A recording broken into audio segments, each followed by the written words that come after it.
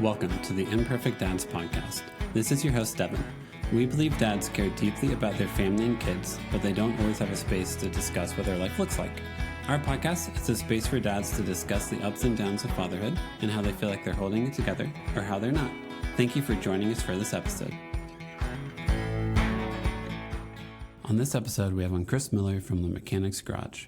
Chris has a platform where he normalizes talking to men about generational trauma. We talked about being born with a blueprint and trying to understand what you were born into, seeing what changes you can make, therapy, and ultimately what steps you can take to be more present for your family. Chris was really easy to go along with, and it was great to talk to someone who's hoping to normalize men looking inward to become better for their families. And also just like one more thing. Dad, just start the episode. Oh, my bad.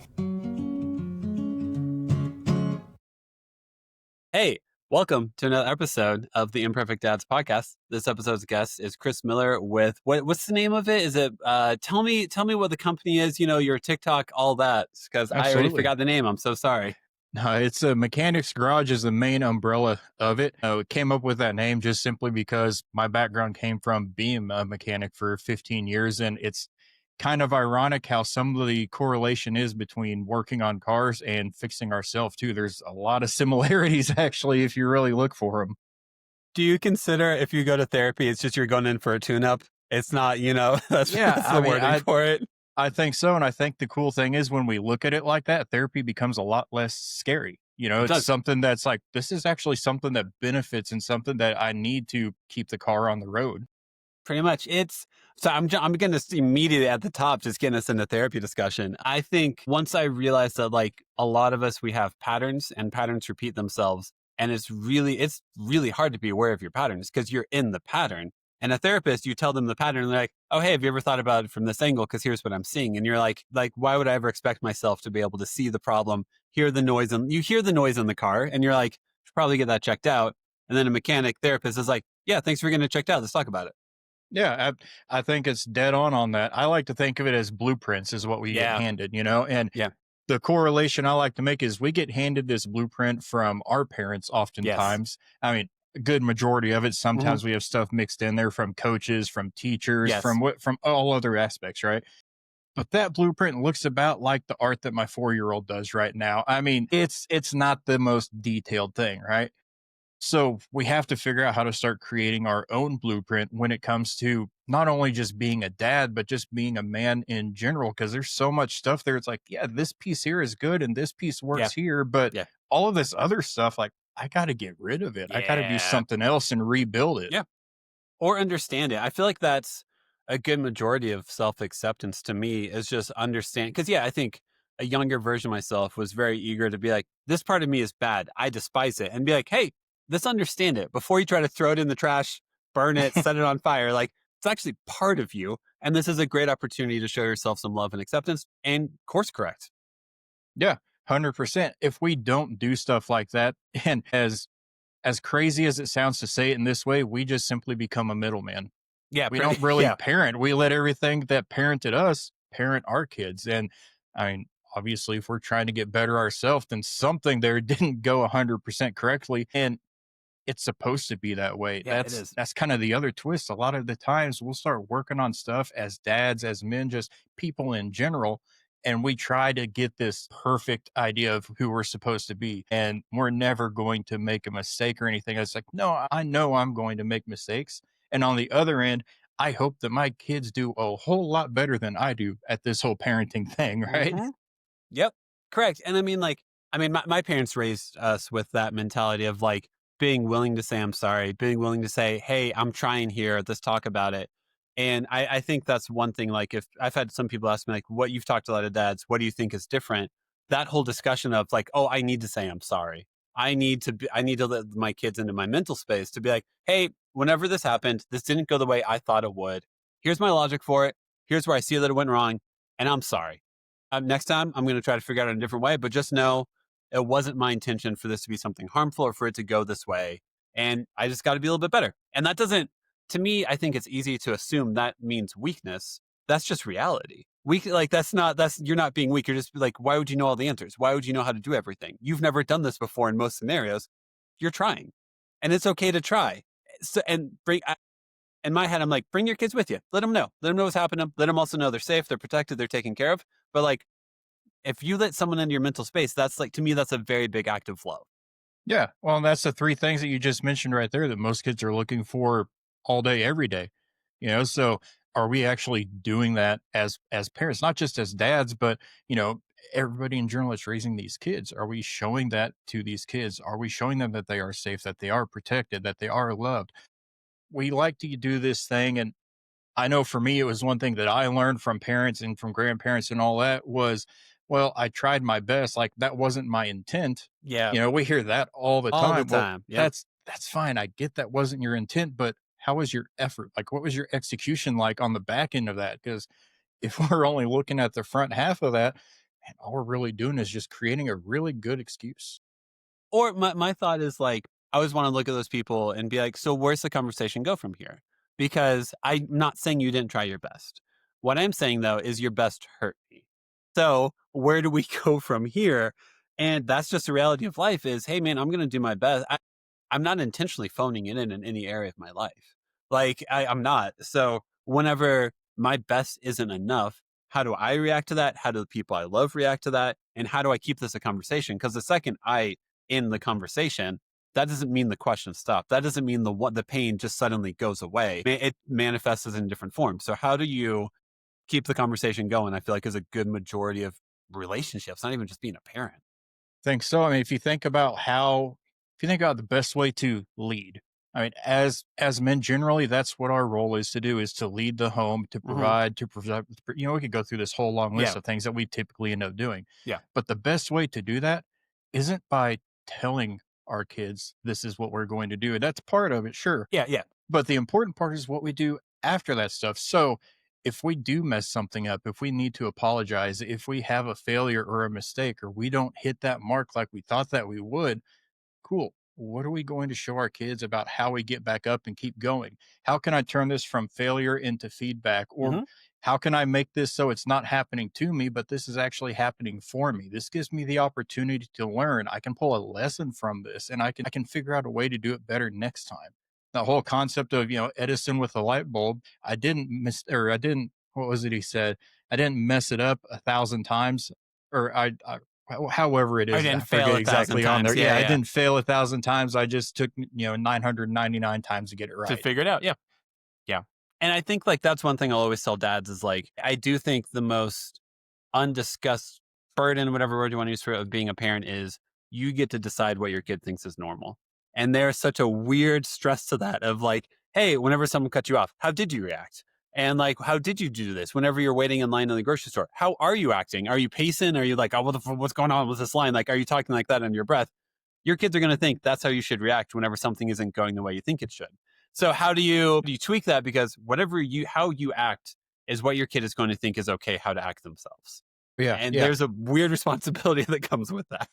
Yeah, it's this really weird thing where we like to tell ourselves that we're being intentional. We like to tell that Yeah. we're doing all of the right things. I'm not, I'm actually present with my kids. They know I love them, right? Yeah. Yeah. It's weird how that always comes up as a question, not a statement, Yes. Yep. And it's like, well, what are we actually doing in the home? One of the biggest things that I'll talk with guys about that honestly comes across like a smack in the face is how often is your phone in your hand, or how often is there a football game on TV and your kid comes up, hey dad, look at this, look at this. Oh, that's cool, bud. Yeah. And Hmm. that's end of conversation Yeah.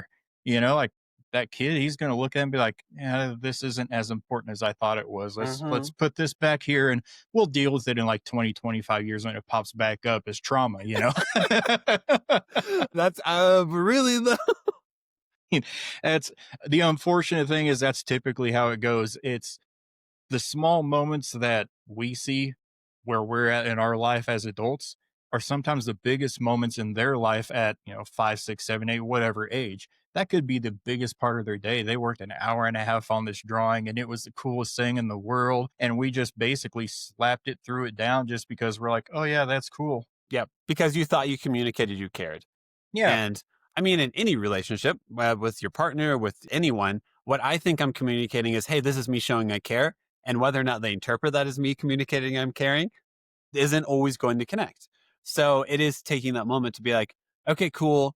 hey, you know what? This is all like just say the extra sentence. Say, hey, this is really cool. How long did you work on this? Or for kids, I'm always like, tell me what did you like about what you did? Tell me what you worked on this really hard. Tell me how you're proud about this. Tell me something you thought was awesome that you did this time. And that's my attempt to be like, how do I validate the effort you're putting in? And I'm hoping that validation helps. Because if it doesn't, then man, I'm really trying. Yeah, it's one of those things where I feel like we have deep conversations all of the time, but really we just keep it on the surface level when you step back and take a look at it. You know, it's real easy for me to say something along the lines of, "Oh, that was cool that you did that with my 8-year-old. He Mm, really likes Minecraft and mm, My Singing Monsters," right?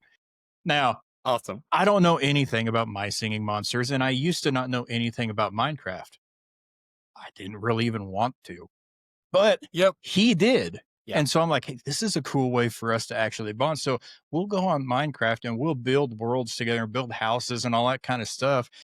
It's not about the game for me, it's the conversation I get to have with him while we're doing that together. It's the same thing with my 4-year-old. He's definitely not the electronics kid. He's more of the car kid, the mechanic kid that's like Cool. figuring stuff out and just really using his mind. So I'll be working on something in the garage and he's out there with me doing the the typical here's your wrench type thing, right? Holding the But again, flashlight. Yeah. yeah, it's like the conversations that we get to have by doing those tasks.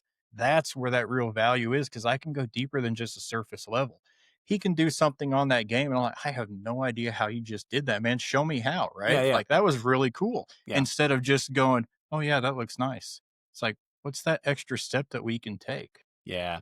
Well, I mean, it's like I think for my own self, like, when am I willing to discuss how I'm actually doing? Is when I feel safe and I feel like someone is willing to be in my mental headspace. So for kids that age, yeah, Minecraft. You go play Minecraft with them, you include them in something you're doing, and then they feel like they're on a team and they're part of what you've got going on. And then, yeah, they're more receptive. If you just walk into and be like, how's your day? And then they're like, fine. They're more trying to look at it in that conversation. They're not trying to open up to you. And the funny thing is the questions like that we ask, I feel like we only ask that because we feel like it's necessary to ask that. Absolutely. Like Yep. it's a requirement, and that's why it's a question we already know the answer to. We could all replay that every single day. Yep. How was your day at school? Good. Okay, see you at dinner. Like, cool. I get to check that box for the day.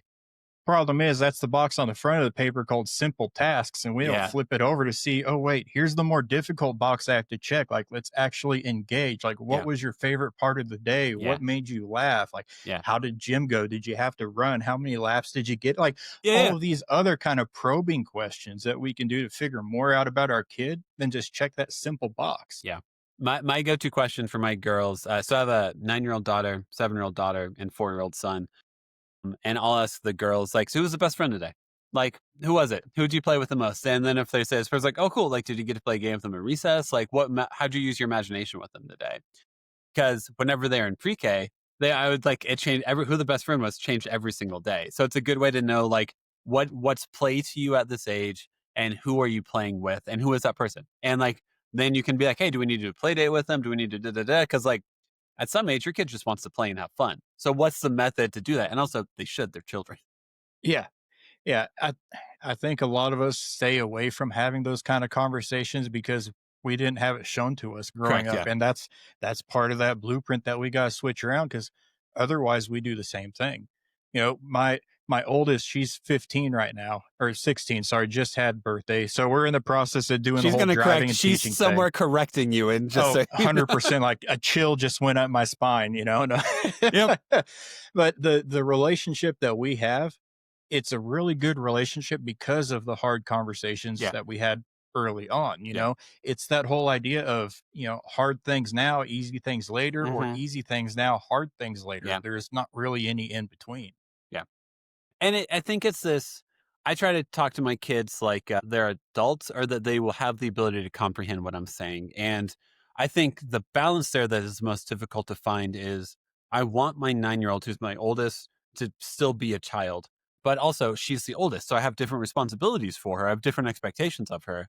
And she can understand if I'm like, hey, this is what's happening, this is what's going on. She understands it better than the 7-year-old. So how do I preserve her ability to still be a child? But also know she's smart enough to act more mature than she is. I feel like it's the constant balance with it. It's because of our priorities Yeah. oftentimes.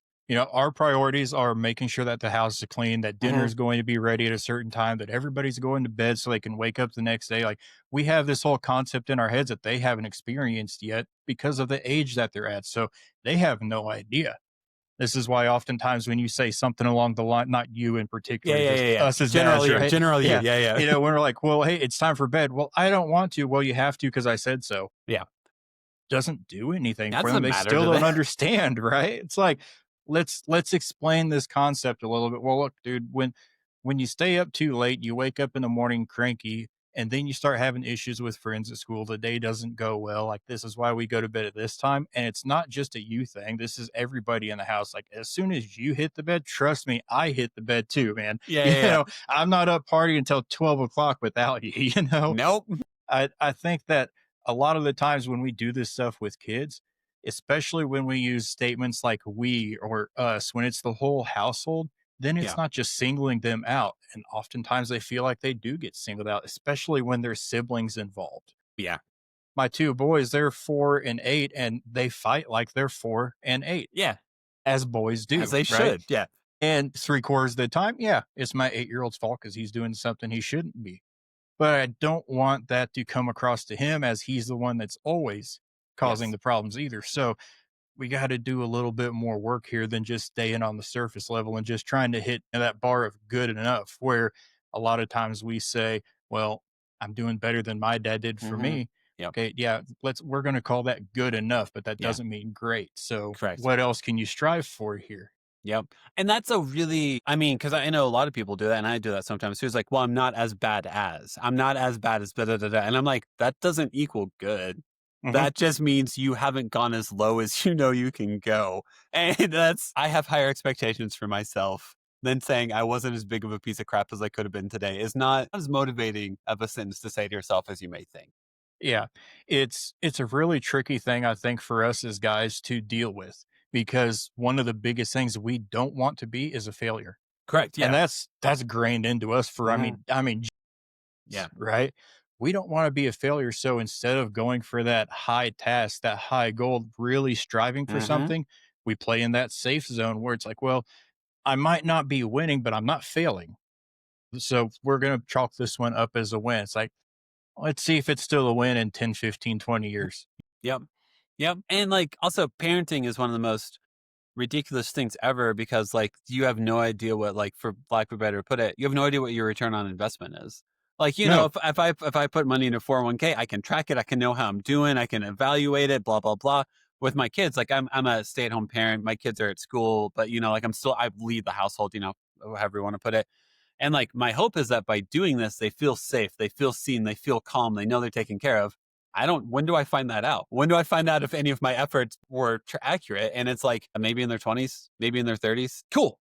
Yeah. It's fun. Yeah, the crazy thing with that return on investment is you know that you did it right if they no longer need you. Correct. Yeah. Yeah. That's the weirdest Yeah. part. Yeah. If you eliminate yourself from the equation and they've got that much independence, is whenever you did a good job. And it's like, but I have a lot of identity wrapped up in this. No kidding. It's a very strange job being a parent, and every single day we're sitting here questioning whether we're doing it right or not.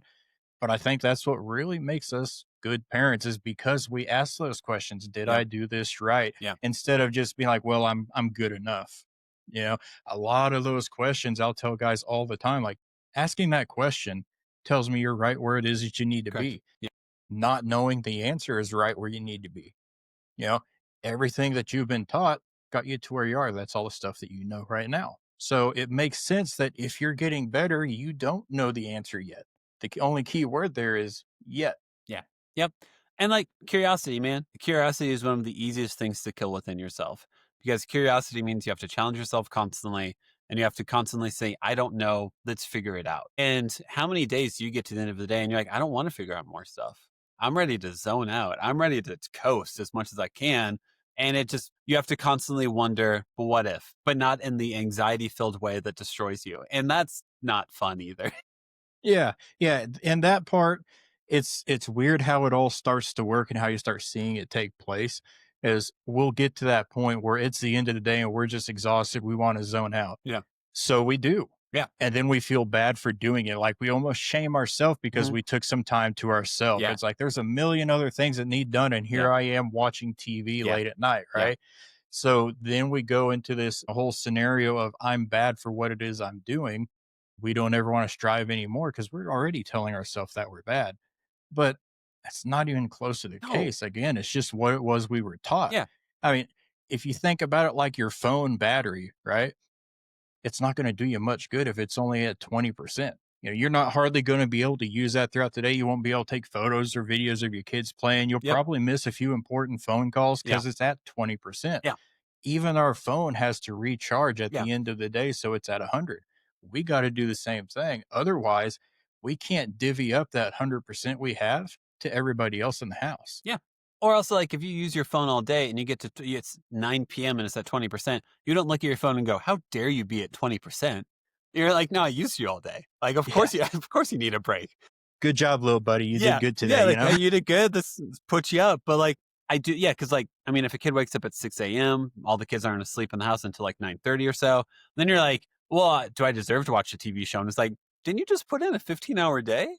Mhm. Like, and also, you don't really like your kids sleeping isn't a break, like, because they can wake up. There's still stuff to attend to. So, like, yeah, the how easy it is to downplay how much you care and downplay how much you hold every single day is something that I feel like you just constantly battle. Yeah, the way that I'll tell different guys about this is if we picture not just parenthood, but just being a guy in general as like we're climbing a mountain, like we're trying to reach the peak of that mountain. That's the creme de la creme, the Yeah. best that we can possibly be. We're on this journey climbing this thing, right? Well, we can't do it in one day. No. We can't. I mean, it's going to take decades for us to get there at the very least. I don't know about you guys, but I can't go on that kind of a hike without sleeping at some point, right? Like I get tired. When we think of it this way, this camp where we pitched our tent at the end of the night and we sleep and everything, that's when it's okay that, hey, this is me time. I got to recharge because if I don't, I can't go on and climb the next day. I can't reach that summit. I have to recharge. I carry that stuff with me so I can put camp up wherever it is that Mhm. I need to. And I have to do it. Otherwise, I'm not going to be any good. Yeah. It's really fascinating to dive in with yourself and other people. Like, in what areas of life do you need to give yourself a little bit more grace? Mhm. And that's a fascinating journey that usually you need a therapist to help you out with it. Yeah, because most of us have been told that giving ourselves grace is just an excuse for, well, it's okay. The Yeah. idea of the participation trophy, Yeah. right? Like that's what everybody always said. Like, well, that's essentially giving grace. You didn't really do anything, but we don't want you to be sad. Yeah. You know, like, okay, I see what you're trying to do here, but it's like that's the complete other end of the pendulum that Yeah. we're swinging on, you know? It's like, why don't we look at the effort they put in? You know, like I love it whenever I see these kids' teams, whether it's preschool teams or, the Mighty Mites football or Mhm. whatever, they've got all of these trophies and awards, and it's for like most improved player or, Yeah. funniest player, the guy that can always make everybody on the team laugh Yep. or whatever. Like they come up with ways to legitimately say, I see the effort that you put in. You may not have got any time on the field, Yeah. but you were a part of this team and we see how much effort you put in to be here. And that's what I strive to do with my kids more than anything else is praise the effort that they put in, Yeah. not the result. Yeah, of course. One of my daughters comes home from school and they had like a math test and they get like a 9 out of 10. My first reaction is to be like, why didn't you get 10 out of 10? It's like, hey, you missed a problem. Let's look at the problem. Let's discuss it. Tell me your thought process. Tell me what you were going through to do this. Because to tell them they're only good if they got 10 out of 10, that's not good. That's not going to Hmm. lead to anything healthy. So I care more about mental space and the effort that my kids put in.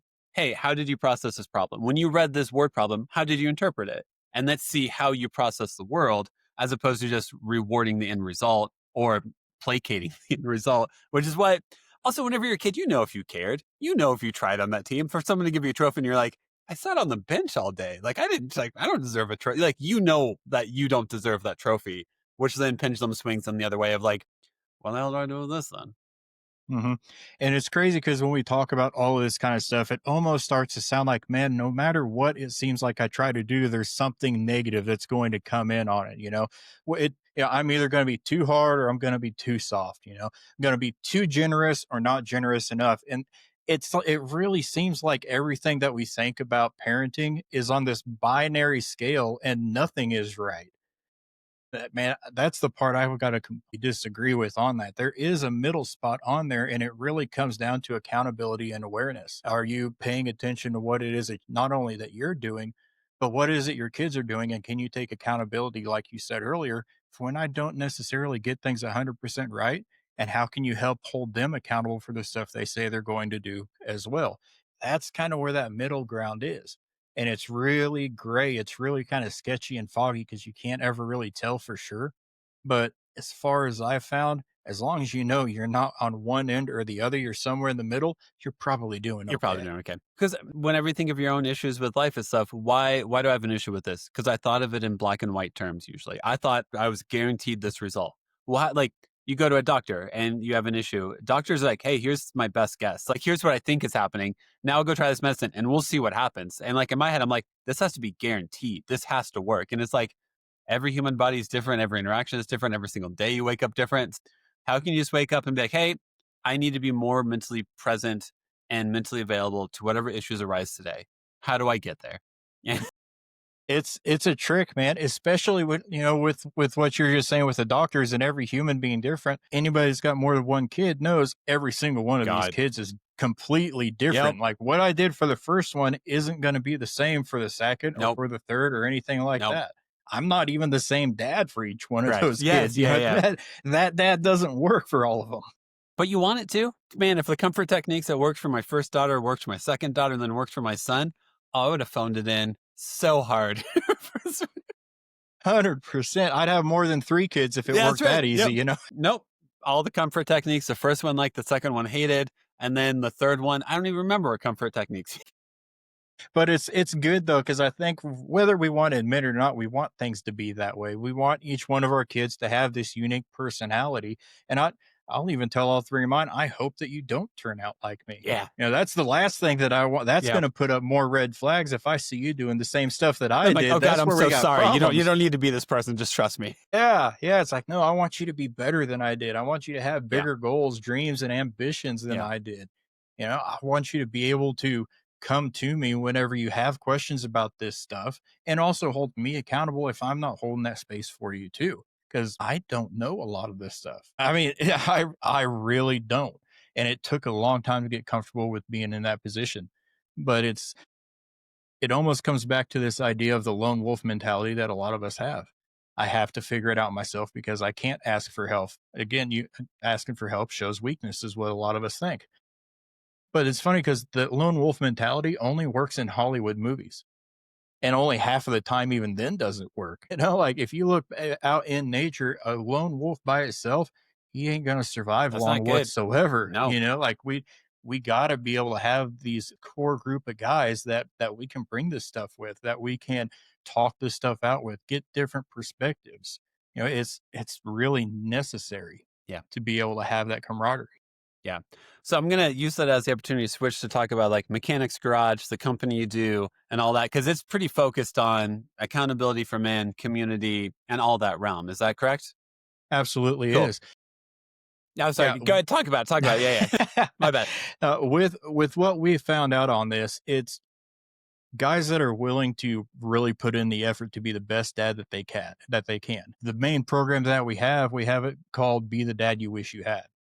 Well, the mirror side of that is the dad your kids deserve too.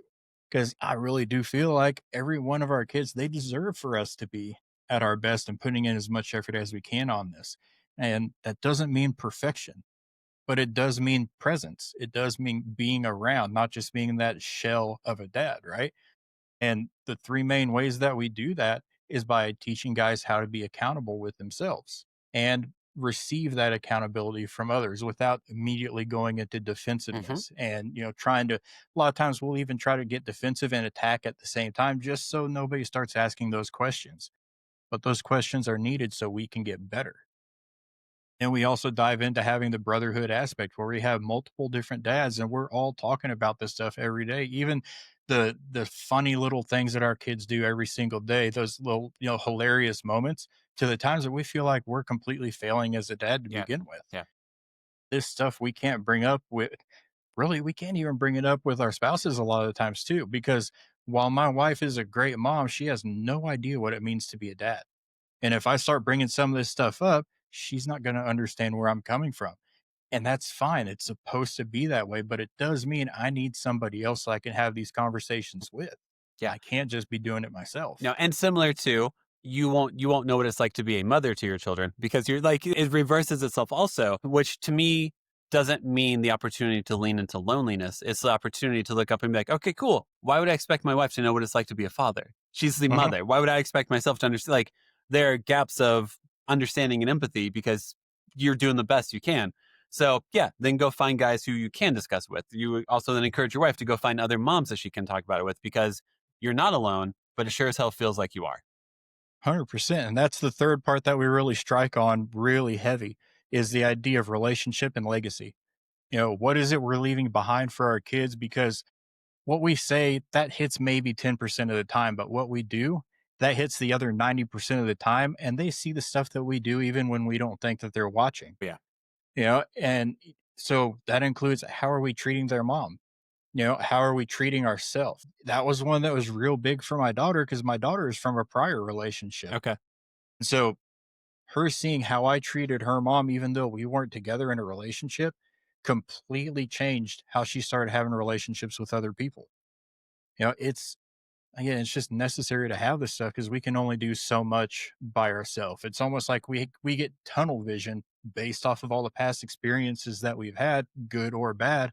We get this tunnel vision, and it takes other people in similar situations to kind of pull those blinders off and really help us be the best that we can. Yeah. Because I mean, self awareness is one of the most important things I feel like you can have or be in tune with, but that you can only notice so much about yourself. You can only like be outside your own self and inside yourself. Like you can only be to get out of your own headspace to objectively look at what you're doing. Good luck. Mhm. That's why you have friends. That's why you have therapists. That's why you have community. Yeah, it's a crazy thing because a lot of the times we know the question in our head, but we won't actually we'll pretend that question doesn't exist Yeah. because that's a hard question and we don't want to answer it, right? Well, sometimes we need our buddies that aren't going to pull Yeah. punches to ask those questions and help hold us Yeah. accountable, because otherwise we're just going to pretend like everything's okay. And then we start playing around with that anxiety thing you were talking about earlier, right? All those what if questions that just float around up there that we never actually answer. Yeah, that's a real quick way to drive yourself crazy. It is. It is. And I don't know if you feel this way, but like, I know if I open up a door, then I feel the need to walk through it. So like if there's a lingering issue or something like that, you will kind of keep it in your subconscious, like, all right, subconscious, work through it, figure out the answer figure for me, figure it out. Because once you open up the door to that question, then you got to find the answers, what I always feel like. So I feel like sometimes I'm like, I'm just gonna keep this door closed for a little bit. Why did I react so angry in that moment? I'm not ready to open that door yet. I need to, but I'm gonna keep that closed. And then hopefully a friend comes along and is like, it's time to open that door, man. Let's Yeah. see what's hiding back there. Yeah. Or even more importantly, was I actually angry in this moment or was it something else that I didn't know how to express? Like Correct. that was the Yes. biggest one that Yeah. I had to deal with, Yep. right? Like I don't even know what sadness is supposed to feel like. Or, I mean, it took me a long time. And I think this is one of the biggest things that I hold myself accountable for is I didn't actually know what love felt like until Yeah. I was like 35 years old. Yeah. And this was after I had all three of my kids. My youngest at this time was like 2.5 or 3 years old. I'd been gone for 3, 4 days and came back in the door. And as soon as my youngest hugged me because I'd been gone, that's when all of a sudden, like, I mean, flood work started and Oh, everything, which yeah. was crazy to begin with Yeah. because, we're not supposed to But cry. no, We're men, I've right? I've actually still have yet to cry. It's very fascinating. Yeah. Yeah, Yeah. yeah, I know, right? So, I mean, it's just all the dust in the air or It's something, weird. I It's weird. guess, Right. Yeah. Yeah. Yeah, but like that all took place, and that's when I knew just for me, I'm like, this is really the first time I've Yeah. actually known what love feels like. That's awesome. And not only did that change my relationship with my kids, Hmm. it also changed my relationship with my wife, and it even created a brand new purpose for me moving forward Hell so yeah. I could help dads feel the same Hell yeah. thing Yeah. and make sure that this stuff doesn't get passed on to other kids too. I like to think like, man, if we got an average of like 2.5 kids in each house in America or so, which I don't know where the half comes from. Maybe there's, I Who don't know. knows? Math is That's a math. whole other conversation, That's right? right. But the way I've always viewed it is if I can help one dad, that's two Yeah, kids that man. don't have to go through the same curses that I did growing up because now their dad knows how to do better. Yeah. And hopefully so will their kids Yeah. and their grandkids and Yeah. so on and so forth. That also means though that you felt that whenever you feel acceptance and you feel love, I do think it's a natural reaction to assume you need to reject it because it scares you. Because whenever you actually do feel accepted, you have to believe you're worth accepting at the same time.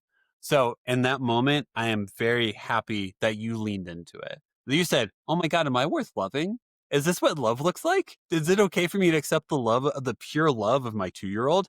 It is. And it's beautiful. But I do think some of us can be so guarded and have so many walls up that when that love shows up, the first reaction is to be like, this is going to hurt me. If I accept Yeah. this, this is going to destroy me. And it's you, a lot of it, you want to protect yourself. So it's easy to reject the love that's in front of you. Yeah, we get on our way so Yeah, much with man. all of this stuff. It's insane, and that's kind of where the concept behind calling it mechanics garage came into place, because that was one of my favorite things to do working on cars was rebuild an engine, and it went through this process where you had to like diagnose and tear down the engine to figure out what went wrong, Yeah. so you could rebuild it better so it wouldn't happen again, and then you got to go drive it because it was really fun. Yeah. Yeah. So Yeah. it's like Cool. that's the Yeah. whole thing, but now we can take that same thing and we can apply it to us as dads in about any situation, whatever took place. All right, I got diagnosis so we can go ahead and rebuild it better. So then we can be an even better version of Yeah. ourselves. Yeah.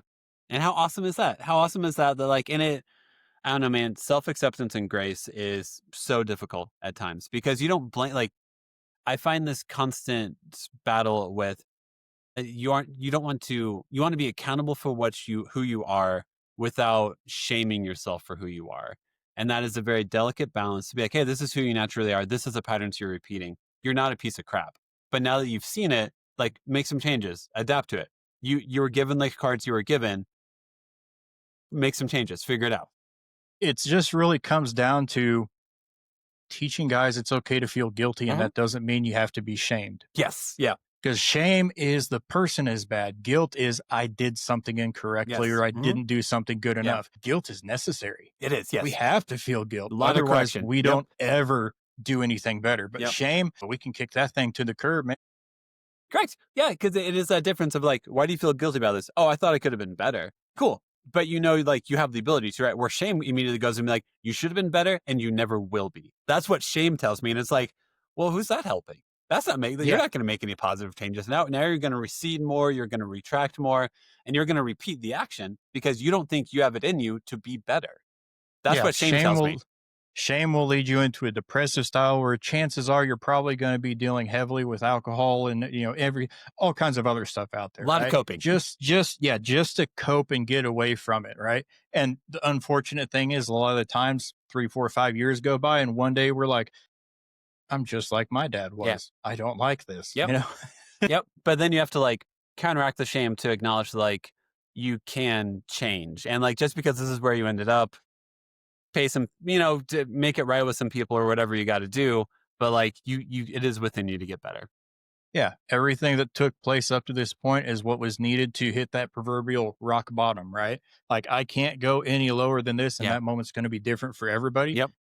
The biggest thing is, what are you going to do after you hit that moment? You're going to set up camp down there and just stay and wallow in pity and shame and all that, right? Or are we going to start climbing out of there? Yeah. Because there's ways to get out of there for sure. There are. You just got to really believe that you're even worth it. Yeah. And I'll tell some guys like, don't dig a basement. You're already at the rock bottom. Like, don't keep digging. Let this be your rock bottom. Because trust me, if you want me to be worst case scenario person, I can tell you how things can get worse. Let this be your worst moment. Stop digging. Put the shovel down. Yeah. So, all right. Before we start wrapping up and everything, how I end every episode is I ask every guest a series of 5 questions. Is there anything else you want to touch on? Anything else? And there's a lot of topics that we could go over for sure. But I think as far as today's concerned, Cool. I think we hit the mark pretty well. Sweet. Awesome. And I always do want to say thanks for just I love one of my favorite things about doing this podcast is it is an intentional moment to just be serious about how you feel about fatherhood and to give a moment to express how much you care. So genuinely, thanks for immediately just jumping in and being like, dude, let's talk about this. Talk about patterns, talk about how you want to be better and how I also have the belief in me of hey, if you're a dad, and you don't like who you are, you can change, you can be better. And you don't have to repeat this. How do I get you to believe in yourself and know that you're worth loving and you are loved? And then that usually makes you start making the changes in your day-to-day life. Absolutely does, man. And thanks for having me on here for this because I think that what we really need is a lot more conversations like this to begin with. You know, letting guys know it's okay to even talk about this stuff Yes. instead of putting it in a box that we hope nobody finds. Like, Yeah. eventually it's going to get found. It is. And like that's the hope is like I'm not here to be like, here's the answer to all your problems. It's like, hey, do you feel this? Like, is this something you feel every single day? Cool. How do you feel about it? Let's talk about it. And I'll Exactly. hopefully interject how I feel about it too, and we'll go from there. So anyway, Chris, how we end every episode is I ask every guest a series of 5 questions. You have time to think about them. They're not rapid fire. So first question is, do you have any backup names for your kids? Like, is there any names you almost named your children? So we almost named my oldest son after myself. Okay. We are going to call him my middle name, which is Colby. Yeah. And we played with it for a little bit. And funnily enough, the way we decided this isn't the right name is because I did the whole trick where you call the full name like you're upset at him or something, Yeah. because like Yeah. you gotta have You some gotta have flow, it. You gotta have it. Yep. and it just wasn't flowing right. And so like we gotta come up with something else. So we ended up landing on Jackson. Okay. And then ironically enough, we find out we're having our 4 year old or Yeah. where Yeah. our 4 year old is now and such. And we're trying to come up with a name for him. I ended up choosing Barrett as his Yeah. name. About a year and a half after he was born, my wife put two pieces together, the Barrett Jackson car auction. What's the Barrett Jackson car auction? I don't even know what that is. It is a huge car auction that they put on multiple times a year. And I mean, you see like all kinds of classic cars, new cars. And I mean, these things are going for high dollar That's stuff. It used to be amazing. on the background all the time while I'm working on stuff. And it's like, yeah, that fits, I guess. That's amazing. Also, I love that your metric was like, all right, whenever I need this kid to listen and listen now, how do I feel as I say this name in that tone of Yeah. voice? It's I mean, fantastic. you can't really yell through the house Bartholomew without laughing a little bit. I mean, We used to have a dog and her name was Cinnamon, and we did not do that test with her. So whenever she would run out of the house, run into the road, and we'd be like, Cinnamon. And I'm like, you just screamed the spice. yeah. Cool, man. That's great. Okay, next question. Do you have a favorite TV or movie dad? If I had to pick one, it would probably be between two different Yeah, ones. yeah. I really liked Mike Baxter, the character Tim Allen played in Last Man Standing, Okay, because yeah. it seemed like that was more right along the lines with kind of my style, I guess. Like, yeah, there's going to be some sarcasm in there. We're going to joke and jab a little bit, but ultimately, I just want what's best for you. And we're going to be using a lot of real life examples with this stuff. And, at some point in time, the analogy I guess we'll use is sometimes I got to let you burn your hand on the stove to figure out that it's hot. Yep. That kind of envelops a lot of my parenting style in that. But I also like Uncle Iroh from Avatar because I mean, it's Uncle Iroh. He's the coolest thing in the world, right? He's got all of these different, like, just very wise moments that he shares with everybody. I'm like, I kind of want to be a dad like that too. Yeah. Not too much because too much is kind of overbearing. Yes. So let's just mix the two Yeah. together. I think to be constant wisdom, you got to be like in your 60s. Like there's like some age in which like people are like, oh, now I'll listen to him. But Yeah, like I got to get a little more gray in the you beard do, before I can yes. get there. But if you're in like your 30s or 40s and you're like, this is how life will work, they're like, shut up, you don't know anything. And you're like, Yeah. I don't. You weren't supposed to know that yet. Next question. What's your go-to replacement curse word? Like you stub your toe in the house, you drop a wrench on your foot, something like that, and you're about to scream a word. Do you scream the curse word or do you replace it with something else? Well, if the kids aren't around, there's a lot of cool language that gets made up out in the shop. I can tell you that. But Fantastic. when they are around, it's almost like a switch goes off, and it's a whole different personality, right? So there's not very many times that I have to come up with a different word per se. But I do make a lot of really funny dad noises when something like that comes. So he's like, there's a lot of grunting and a Yeah. lot of sighing and such. Like, yeah, exactly. It's never really a word, more like a combination of like 5 words and a couple of sounds that come out. So That's it's honest. just kind of one of those things. It doesn't matter what word it It is. You can doesn't. tell exactly based off of the concept. Like if I chose to say chocolate instead of the F word, right? Like my kid goes to school going, what's the chocolate? Like they're going to figure it out eventually. So we're just changing the word at that Yeah. point in time. So it's like, nah, let's just work on the other aspect of it instead of trying to just cover it up and sweep it under the rug. So even with my kids now, my 15-year-old and my 8-year-old at this point now, if it's just me around, I don't have too much of a problem with it because they understand that it's only with me around. Yeah, yeah. So Yep. they're going to figure it out anyway at some point. So it's kind of one of those things of how do you really control the moment, because you can't just tell them not to do it, because then they're just going to want to do it Dude, even yeah, yeah, more. yeah. You know? Yep. It's man, how much of parenting is explaining consequences? Okay, you said that word. You said in front of a teacher. Now I get called. Now this Mhm. all out. Now I get involved in a way in which I'm already bristled on like, what are you doing? Well, let's not do that. Like, understand the word, understand the meaning, understand the purpose of it, and then know when to use that purpose. Please, please, please, please, please, please. It just comes back to conversations as far as I'm concerned. Because if the whole conversation that we have is don't use that word, they're going to be like, why? Because it's a bad word. Yeah. So, like, Okay. so is the word bad. I Yeah. mean, that's a bad word too. It's literally in the Like, word. yeah, it's like, so let's actually have a bit of a conversation about this and explain why or when or Yeah. anything like that Yeah. before you just go and all over the place because I told you not to. Well, let's go a little bit deeper here. Yeah. And like, I don't know. What's fascinating to me is like, for the example of curse words specifically, like I still remember being a kid and being told, hey, don't say this word. And then it's immediately saying it constantly.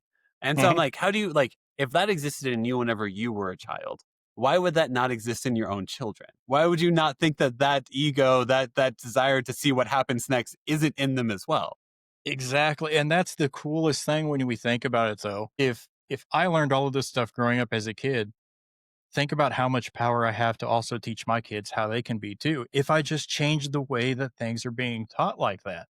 You know, it's really powerful when we start thinking about how much influence we have on these little tiny creatures that look partially like us and act more like us than we really want them Yep. to sometimes. Yeah. But I mean, it's just one of those things we got to recognize what it is that we have in front of Yeah. us. And how do you frame it? Framing, setting expectations, so much of it. Anyway, sorry. Next question. What's one of your favorite like activities or toys that you play with your kids? So me and my boys, we love wrestling around, Cool. Yeah. as most boys typically do, right? So we've got a fairly decent sized open floor plan for our living room, and there's a lot of bouncing back and forth and throwing them onto the couch and bed and such like that, which is always fun as a dad when you get to throw your Yeah, kids on totally. Yeah, yeah, something, you yeah, know, it just feels awesome. yeah. So they both love really doing that, and we've got a couple of acres out in front of our house. It's just open field, and they also like going and doing donuts in the front yard, which I can never say no to because That's I have as awesome. much fun doing that as Yeah, they do. yeah. That's all. I can't. Donuts make me like spin in a circle makes me dizzy. So I like anytime my kids are like push me, like spin me, and I'm like, I'll be dizzy for the next like 2 hours, and let's figure out a different way to play. I don't, I want to engage, but I'd rather not almost throw up. That'd be great. Yeah. We actually went out this past right around Christmas time or so. We went and built a snowman out there. Okay. And then I got the car out and we went and did donuts around the snowman. It was awesome. That's fun. And that's like, I don't know, man. A lot of this podcast is discussing the ridiculous everyday moments that you have because I think I'm going to assume your kids will remember whenever they're older and start having kids. Like, hey, do you remember that one time we built the snowman and dad made us drive donuts around the snowman? And he'll be like, yeah. And you'll be like, yeah, it was fun. Like, that was a good time. So, okay. Last question is there like a moment of your kid's life you're most excited to be a part of or to see them experience? Like, as you think of your kids growing older, is there any moment where you're like, oh man, I really hope you get to experience this and this is part of your life? I think for that moment, it might sound a little esoteric on this end, but I would hope that they recognize some point in life where that they don't have it all figured out. Yeah, yeah, We yeah. all know as teenagers that like we think we have Oh, everything yeah. figured out, right? Yeah. And I know that I got slapped in the face for thinking that. I know a bunch of buddies of mine that are like everybody gets slapped in the face thinking they know everything about life when they're like 16, 17 years old, right? I hope that they experience that moment and still feel comfortable coming to me with Yeah. questions about it. Yeah. That's what my biggest hope is for them, is that they recognize that this is how it's supposed to be, and everything that comes after this is your choice, not mine. Yeah.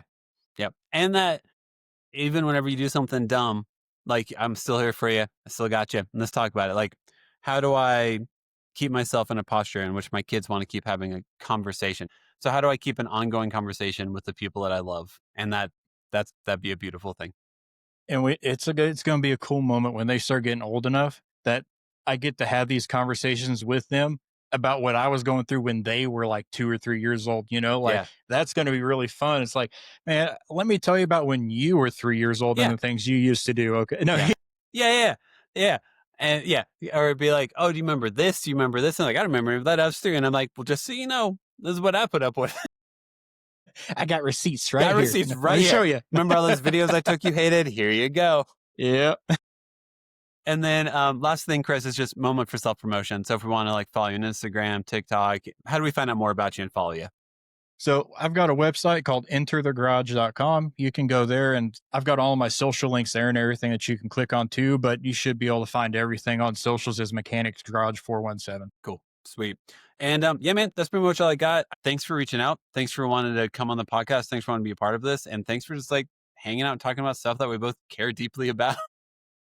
Yeah, thanks for having me on here, Devin. I always have a blast doing these things, especially when we can go into Yes. conversations like this too. Like I was saying a little bit ago, I think that it's definitely needed just to show other guys like, yeah, we can have these conversations instead of just pretending like we don't need to. Correct. Yeah. Or I think one thing I always want to tell Todd is like, hey, you caring about this stuff matters. Like you caring about this stuff, like if your headspace is already here, like diving into that's really important. So how do I normalize this for you and let you know this is good to do? And if someone listens to this conversation, it's like, hey, I actually care about this stuff a lot. Like, yeah, good. Know that that's good. That's great. Yeah. Yeah. So anyway, I'm going to go pick my son up from pre-K and I really appreciate your time. Thank you so much, Chris. Hey, sounds good. See you. Bye. Thank you for listening to the episode. Make sure to follow us on Instagram at the Imperfect Dads Podcast, and make sure to subscribe and rate us 5 stars wherever you listen to us, such as Spotify, YouTube, and Apple Podcasts. The music is provided by The Wild Feathers, and all episodes are produced by me. Make sure to tune in Mondays for new episodes.